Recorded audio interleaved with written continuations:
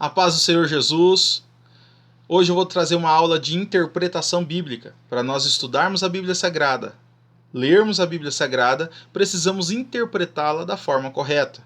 Mas antes, se você não é inscrito no nosso canal aqui no YouTube, se inscreva no nosso canal, ative o sininho das notificações. Todas as vezes que eu postar um vídeo, você possa receber esse vídeo e ser abençoado.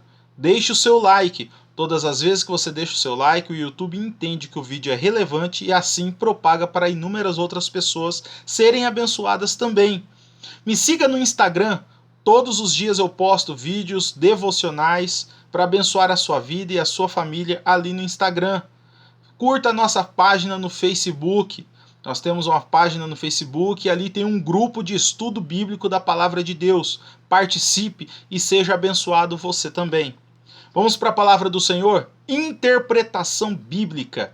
Para nós entendermos a Bíblia Sagrada, primeiramente precisamos entender que a Bíblia Sagrada é dividida em 6 partes distintas. Primeira parte, os 5 livros do Pentateuco. Segunda parte, 12 livros históricos do Antigo Testamento e um livro histórico no Novo Testamento, que é o livro dos Atos dos Apóstolos. A terceira parte são 5 livros poéticos. A quarta parte, 17 livros proféticos no Antigo Testamento e um livro profético no Novo Testamento, que é o livro do Apocalipse. A quinta parte são os 4 evangelhos. A sexta parte, 21 cartas de doutrina, sendo 13 delas escritas pelo apóstolo Paulo.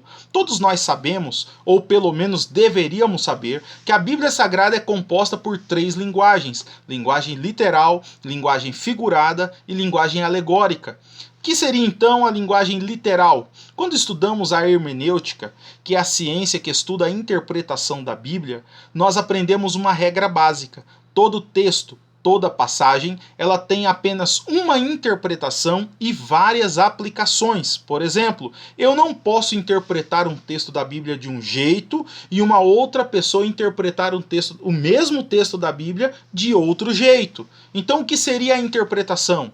A interpretação seria o que o autor queria dizer de fato naquela narrativa. Por exemplo, quando nós lemos a respeito da parábola de Lázaro e o rico de Lucas capítulo 16, versículo 19, a interpretação, a razão pela qual Jesus disse aquela narrativa era uma só. Jesus estava denunciando a avareza, o orgulho da riqueza dos religiosos, porque eles se achavam que por serem ricos, a salvação deles já estava garantida. Então Jesus conta aquela narrativa bíblica para dizer que lá no inferno existem muitos que eram ricos na terra e que riqueza não é garantia de salvação. E o que é interessante é que nós pegamos aquele texto e nós podemos aplicá-lo em várias lições em diversas áreas da nossa vida, sem desligá-lo do contexto. Por quê? Porque texto sem contexto é pretexto para heresia. O que Jesus queria dizer quando ele disse aquilo era justamente a respeito de que riqueza não é garantia de salvação. E a aplicação? A aplicação são as lições diversas que podemos aprender dentro daquela história, dentro daquela parábola, dentro daquele acontecimento. Então vamos lá, linguagem figurada. O que seria a linguagem figurada? A linguagem figurada são fatos e acontecimentos fictícios utilizados apenas para ilustrar o que está sendo falado. Por exemplo, as parábolas de Jesus. Quando nós lemos uma parábola, eu não posso simplesmente começar a aplicar aquilo que eu penso sobre esta parábola. Nós precisamos ter cuidado para interpretar uma parábola, para que antes de eu aplicar a mim, eu possa considerar o que Jesus quis transmitir no plano original desta parábola. Então eu preciso formular uma pergunta: para que Jesus contava parábolas? Jesus é o próprio Deus. Então por que ele se utiliza de um recurso tão simples, tão comum, para transmitir verdades eternas? Quando eu formulo essa pergunta, eu estou partindo do princípio de que antes de eu aplicar a parábola, eu preciso compreender para que Jesus contou esta parábola. Jesus contava a parábola por algumas razões. A primeira razão pela qual Jesus contava a parábola era na intenção de simplificar a sua mensagem. Pensa comigo. Jesus não era um simples pregador. Jesus é o próprio Deus. E sendo o próprio Deus, ele conhece o que nós não conhecemos e sabe o que nós não sabemos. Agora imagina comigo o nível de conhecimento que Jesus tinha como homem a respeito das verdades eternas do Pai. Se a Bíblia vai dizer que ele não somente pregou e ensinou a palavra, mas a Bíblia diz que ele é a própria palavra. Se ele que é a própria palavra, quando ele falava, ele não falava de algo que ouviu de alguém, algo que ele aprendeu de alguém. Ele falava daquilo que ele sabia a respeito de si mesmo. Não é à toa que quando Jesus tinha 12 anos de idade, ele falando diante dos doutores da lei, os doutores da lei ficaram boquiabertos, admirados, estupefatos, sem entender como que um garoto de 12 anos falava com tanta autoridade, com tamanho conhecimento. Mas por que Jesus, aos 12 anos de idade, com tanta autoridade, com tanto conhecimento? Porque ele não falava de algo que aprendeu, e sim daquilo que ele era. Agora pensa comigo, imagina a dificuldade de Jesus, e eu digo isso no bom sentido da palavra, em transmitir aquilo que ele conhecia de forma plena e completa e eterna para pessoas limitadas como nós. Imagina o nível de conhecimento que Jesus tinha a respeito das verdades eternas do Pai, e ele estando diante de um público, tendo que transmitir verdades e mensagens para o qual, de uma forma que o público pudesse entender. Como fazer isso? É aí então que Jesus transmite essas verdades eternas por intermédio de parábolas, para decodificar, para simplificar esta mensagem eterna para os seus ouvintes. Então a primeira razão pela qual Jesus contava parábolas era na intenção e a finalidade de simplificar a mensagem para os seus ouvintes. A segunda razão, Jesus contava parábolas para despertar nas pessoas a sensibilidade de uma criança. Porque quem que gosta de ouvir histórias, senão as crianças?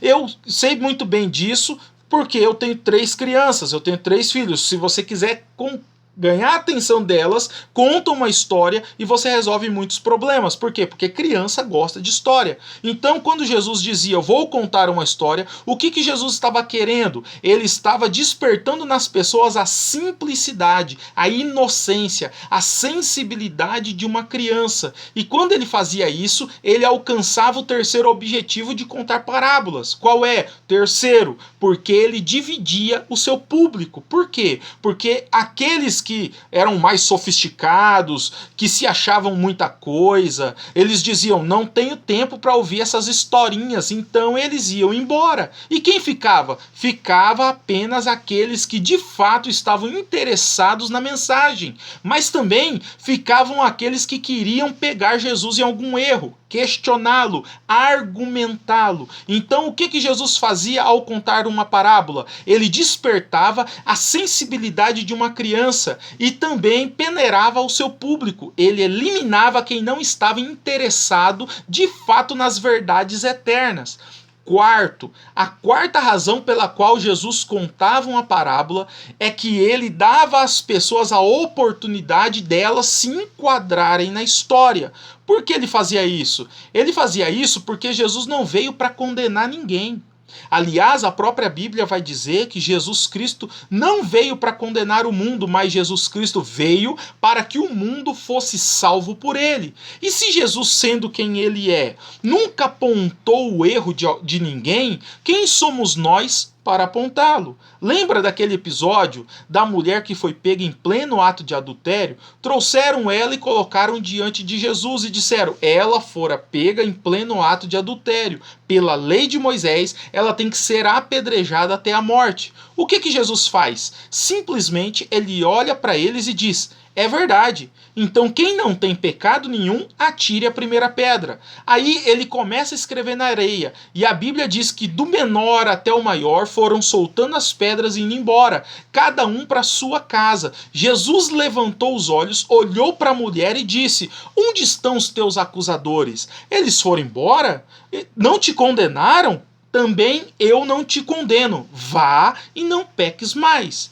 Eu estou tentando te mostrar, de forma bem pausada e propositalmente é que Jesus nunca condenou ninguém. E quando ele contava uma parábola, ele fazia isso, era uma forma dele não condenar ninguém. Porque quando ele contava uma história, por exemplo, a história com 4 personagens, vamos lá, vamos analisar. A pessoa, ela está ouvindo aquela história e quando Jesus concluía a história, a própria pessoa que ouvia, ela mesma se identificava com um dos personagens e dizia: na história eu sou aquele, na história eu sou esse, então eu preciso mudar nisso, preciso mudar nisso, preciso mudar nisso. Na verdade, Jesus estava dando a oportunidade das pessoas reconhecerem os seus erros e procurarem o caminho para mudar.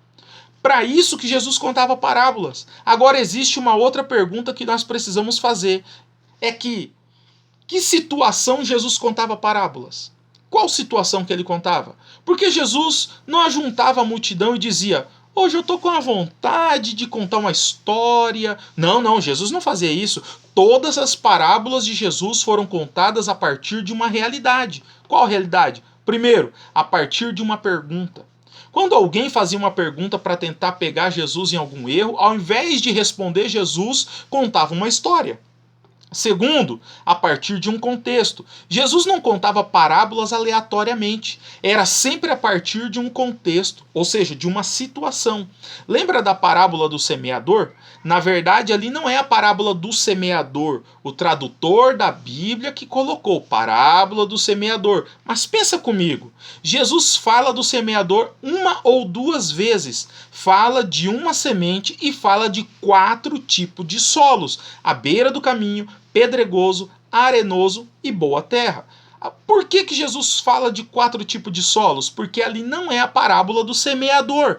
Porque o semeador semeia e vai embora para casa. E é isso que ele faz. Na verdade, ali é a parábola dos solos. 3 solos ruins e um solo bom. E por que Jesus contou aquela parábola? Para isso, nós temos que ver o contexto. Para isso, nós temos que ler antes da história, a história bíblica. A Bíblia diz que onde Jesus estava, multidões se achegavam para ouvi-lo. Quem via de fora dizia: quanta gente interessada na palavra. Jesus, sabendo da realidade, ele não aponta dizendo que todos ali estavam interessados. Ele conta uma história falando de 4 tipos de solos, 3 ruins e um bom. E no final, o que ele estava querendo dizer? Nem todos que estão aqui estão interessados, não têm o interesse certo de ouvir a palavra. Então, ele não apontou, ele não acusou, não condenou, mas mostrou. Então, se eu quero entender uma parábola, eu tenho que saber em que contexto Jesus contou aquela parábola.